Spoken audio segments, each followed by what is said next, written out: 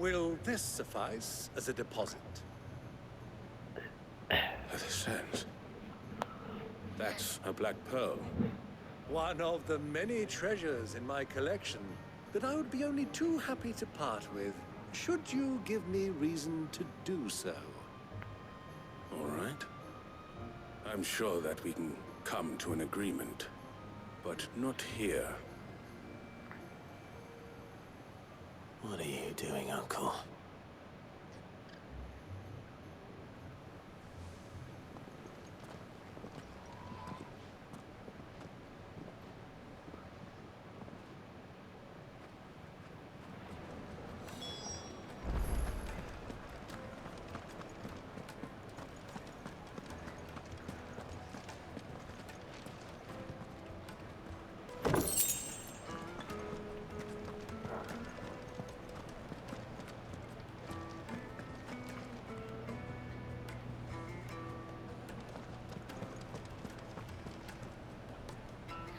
Care to explain why you're giving gifts to Kupka's men? Bait, my boy. One cannot catch one's prey without it. And I do believe I've snagged us quite the quarry. I started by asking around the markets as to where I might purchase crystals. I had no luck, of course. It's forbidden to trade in such things. But my uncharacteristic indiscretion just happened to attract the attention of those uniformed ruffians. They took me aside and said they could procure the crystal I sought if I proved I could pay for it. So the pearl was your proof? I thought they'd ask for more. A second-rate specimen like that would only fetch 500,000 or so. A small price to pay for admittance to the underworld. But enough about my little act of subterfuge. What did you discover? That the supply of crystals has dried up of late. And some people seem to think they're being stolen. Meanwhile, members of Kupka's private guard have been spending money all over town. I'll wager those soldiers you've been talking to have been siphoning off crystals meant for elsewhere, and pocketing the profits. I'll wager you're right. We'll meet with them then, just as you arranged, and put an end to the trouble Lubor spoke of. Ha! That preening popinjay thought this would be difficult. It just goes to show one should never underestimate a Rosfield. We'll soon wipe that smirk off his face. I arranged to meet with the soldiers in a secluded corner of the Velcroy, far from prying eyes. The perfect place for a spot of double dealing. I trust I can count on your support, if things turn sour. Of course.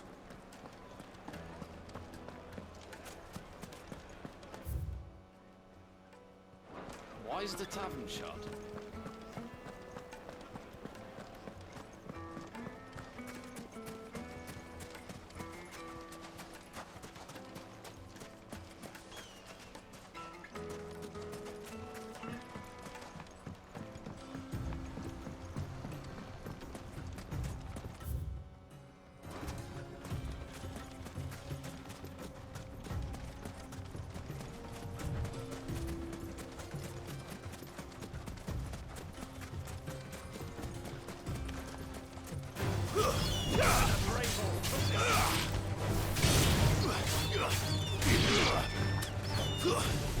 This one.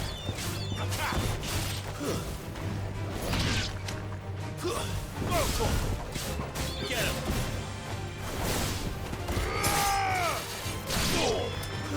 This one. Sickle. Getting old.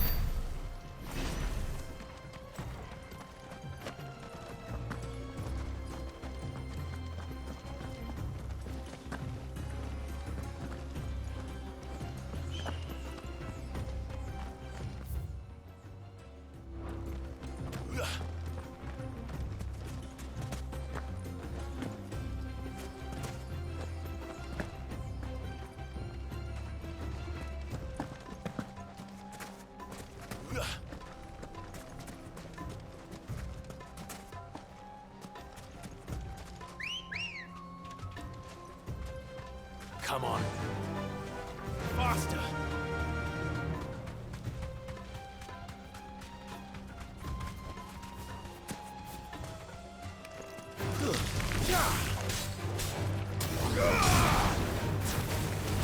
Over here! Attack! It's over!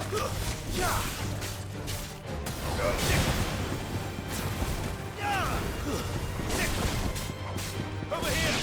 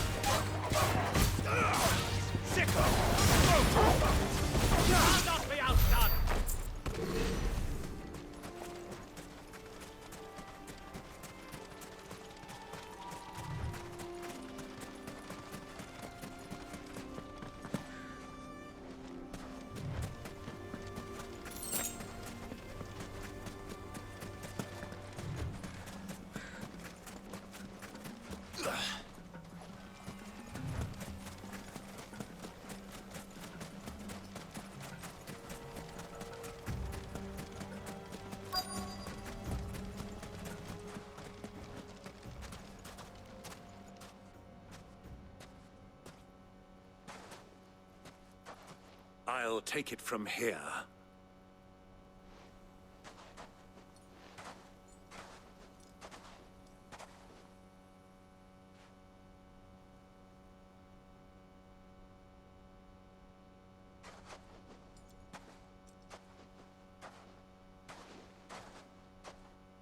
I was beginning to think you weren't coming, my lord. You've brought your contribution? All the silver and stones I could scrape together at such short notice? You brought the whole 500 talents. That was the price we agreed upon, yes? If you've no objections, I'd like to see the crystal. Of course. Right this way, my lord.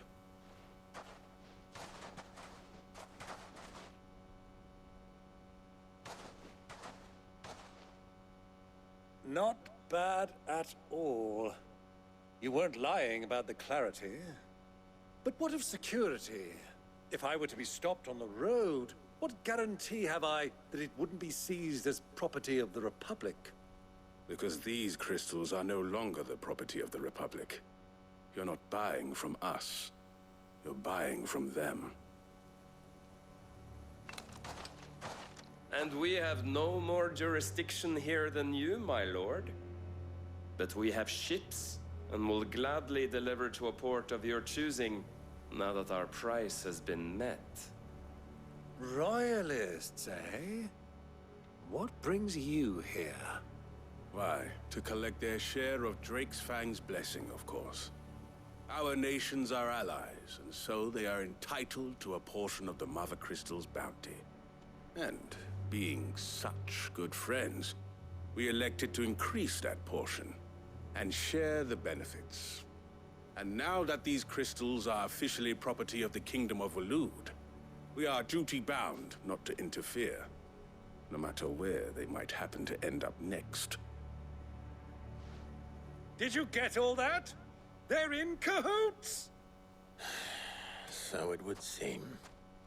My lord, what is the meaning of this? Double-crossing dogs. They're not here to do business. Kill them! Kill them both!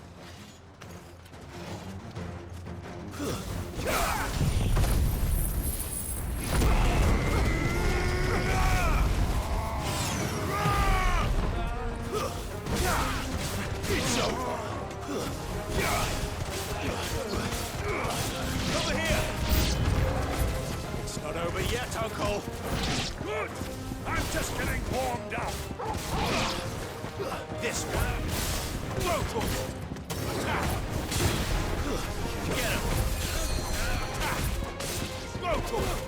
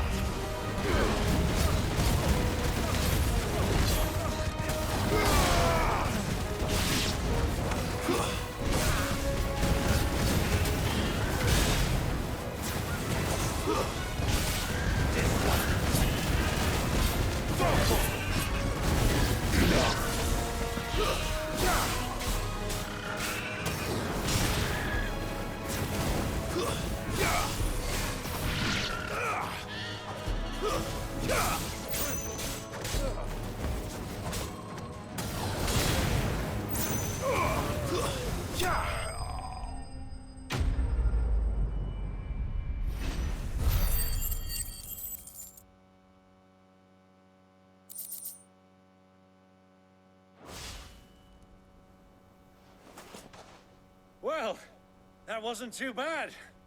How'd you like my performance, huh? I've often played the villain on the stage. I think I did the role justice. Don't you?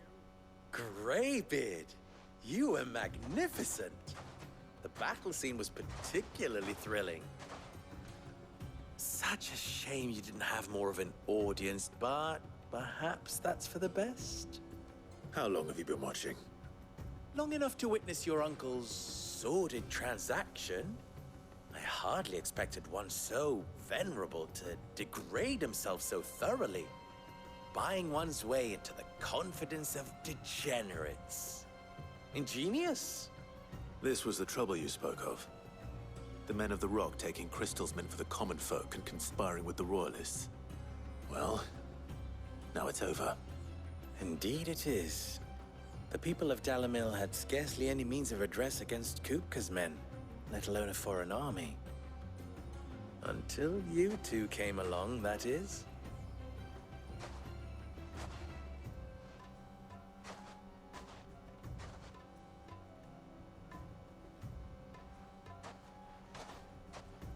Well, we'd better get these crystals back to town. You won't mind waiting with them while I fetch a wagon.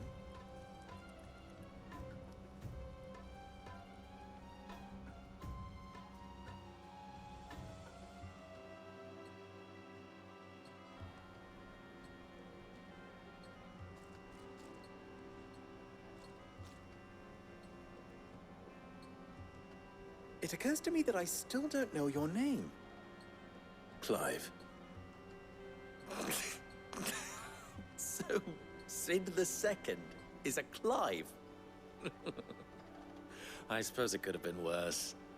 Well, Clive, you held up your end of the bargain, so I must do the same. Passage through the South Gate, was it not? To tell the truth, you've helped a little there too. Many of the guards have already been redeployed to deal with the issue of their missing comrades. And those left behind have been encouraged to look the other way should you attempt to pass through. Thank you. And please allow me to cover your costs. You still have the purse I gave to the soldiers, I trust? I saw you pluck it from one of the bodies. Oh, dear. Was I really so obvious? And my name is not Greybeard. It is Lord Byron Rosfield, thank you very much. No, thank you very much, Greybeard. Of all the... Ugh! Here, wear this.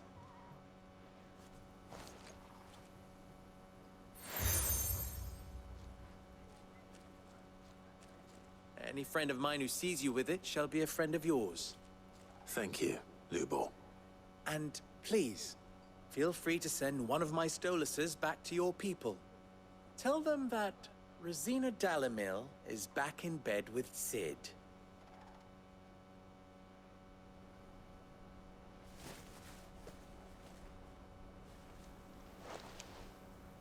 Omia Lostelan. Tuisa Kelith.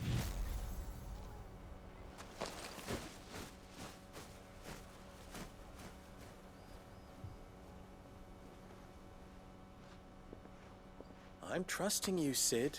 Or should I say, Clive? So be sure not to let me down. I have a reputation to uphold.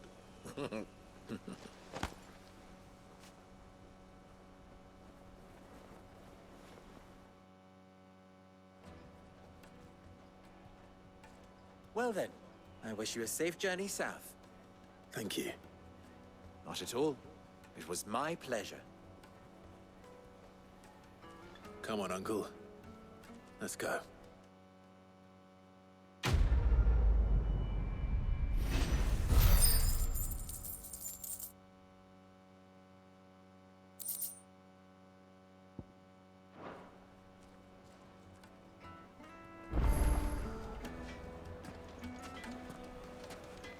I've never even forged a butter knife before.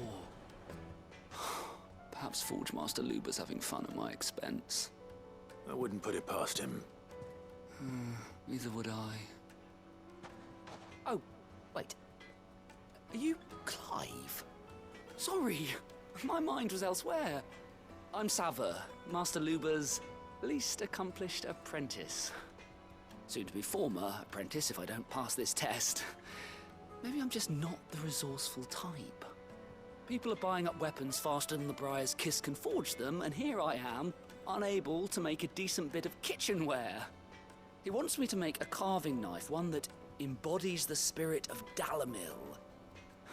Whatever that's supposed to mean. I don't suppose you have any idea what he's on about, do you? I'm afraid not. Never mind. Thought I'd ask. It was that or pack my bags. I could give you a hand if you like. I know how busy the Briar's Kiss has been, and that Lubor needs all the capable hands he can find. I'd be a fool to refuse. So, where do we start? Good question.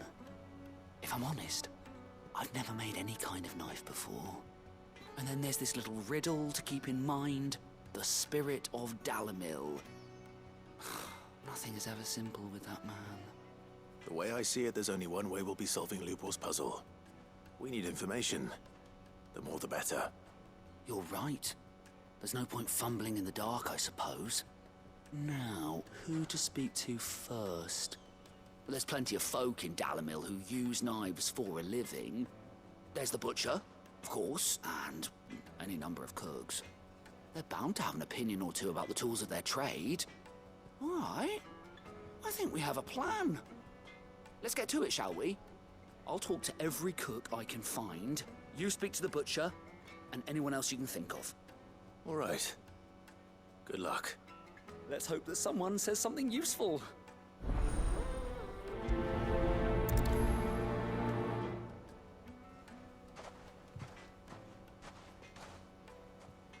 Trust Lubor to take a simple test and turn it into a riddle. I better get to it.